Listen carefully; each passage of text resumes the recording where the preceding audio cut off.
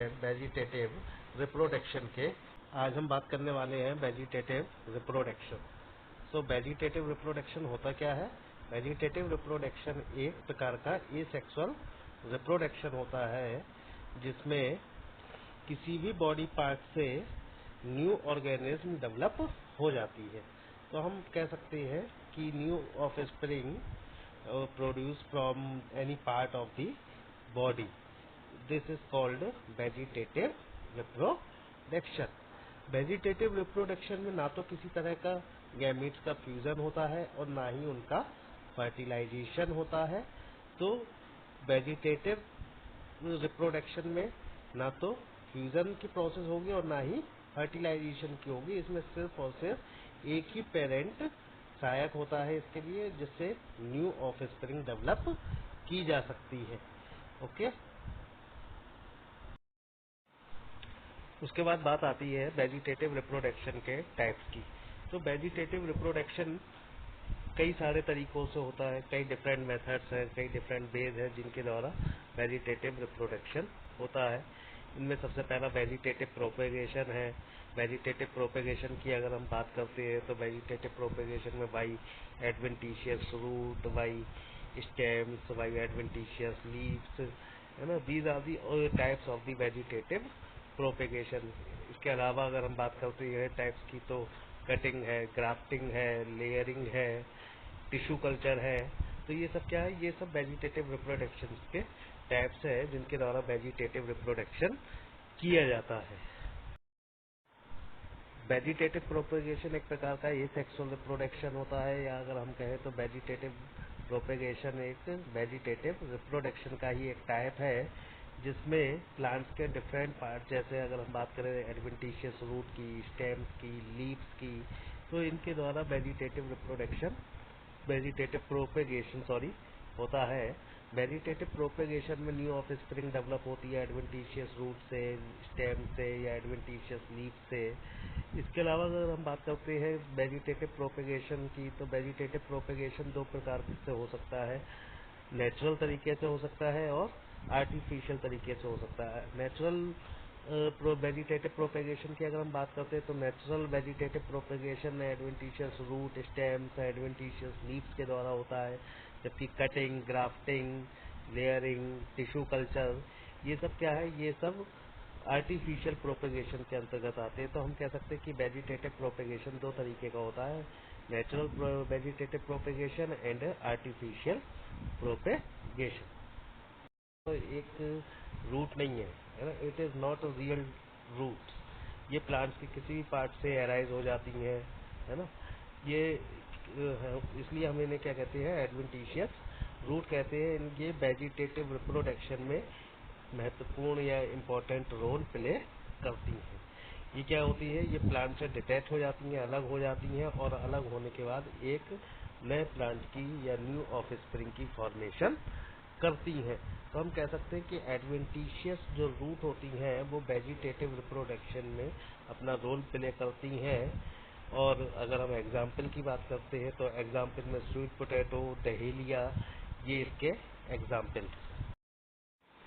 Adventitious root के बाद हमारा नेक्स्ट हेडिंग आता है बाई स्टेम के द्वारा। तो स्टेम के द्वारा अगर हम बात करते हैं न्यू ऑफस्प्रिंग के डेवलप होने की, तो न्यू ऑफस्प्रिंग की जो फॉर्मेशन है वो नोड्स के द्वारा होती है। जो स्टेम्स हॉरिजॉन्टली ग्रो करती हैं उनमें क्या होता है? नोड्स होती हैं, उन नोड्स के ऊपर छोटी छोटी बड्स की फॉर्मेशन होती हैं। ये बड्स क्या होगा? प्लांट से डिटैच हो जाएंगी। डिटैच हो जाने के बाद इनमें छोटी छोटी रूट्स निकलनी शुरू हो जाती हैं। उसके बाद इनमें शूट्स की फॉर्मेशन होती है और इस तरीके से एक न्यू ऑफस्प्रिंग बन जाती है। तो हम कह सकते हैं कि इसमें ये जो इस टाइप की जो स्टेम्स होती हैं जो हॉरिजॉन्टली ग्रो करते हैं, ये क्या कहलाते हैं?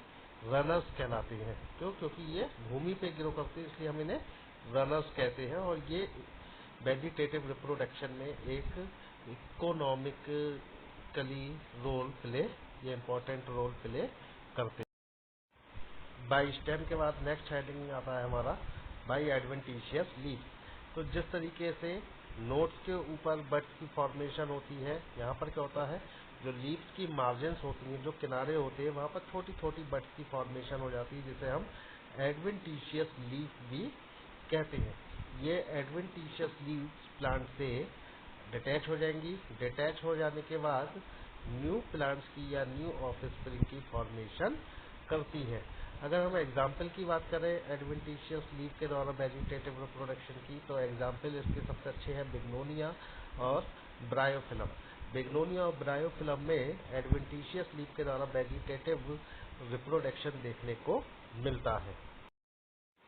एडवेंटिशियस लीफ के बाद हमारा नेक्स्ट हेडिंग है बाई कटिंग।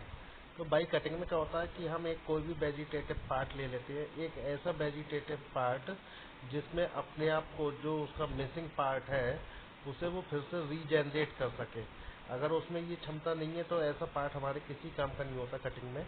कटिंग में हमें सिर्फ और सिर्फ वही वेजिटेटिव पार्ट चाहिए होता है जिसमें ये कैपेसिटी हो, ये एबिलिटी हो कि वो अपने आप को फिर से रीजनरेट कर सके और फिर से एक न्यू प्लांट में कन्वर्ट हो सके।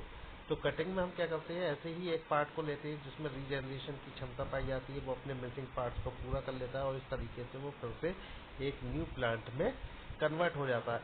अगर हम बात करें इस प्रोसेस की तो ये एक बहुत ही सस्ती प्रोसेस है जिसके द्वारा हम कम समय में कई सारी न्यू ऑफस्प्रिंग्स डेवलप कर सकते हैं। अगर हम इसके एग्जाम्पल की बात करें तो कोलियस, मनी प्लांट इसके सबसे अच्छे एग्जाम्पल हैं। कटिंग के बाद हमारा अगला हेडिंग आता है लेयरिंग। लेयरिंग क्या होती है? लेयरिंग एक ऐसी प्रोसेस होती है जिसमें हम प्लांट्स की कोई भी ब्रांच ले लेते हैं जिसे हम सॉइल में दबा देते हैं। दबाने से क्या होगा, वहाँ पर कुछ समय के बाद एडवेंटिशियस रूट्स की फॉर्मेशन होने लगेगी और वो जो ब्रांच है वो नए प्लांट के रूप में कन्वर्ट हो जाएगी।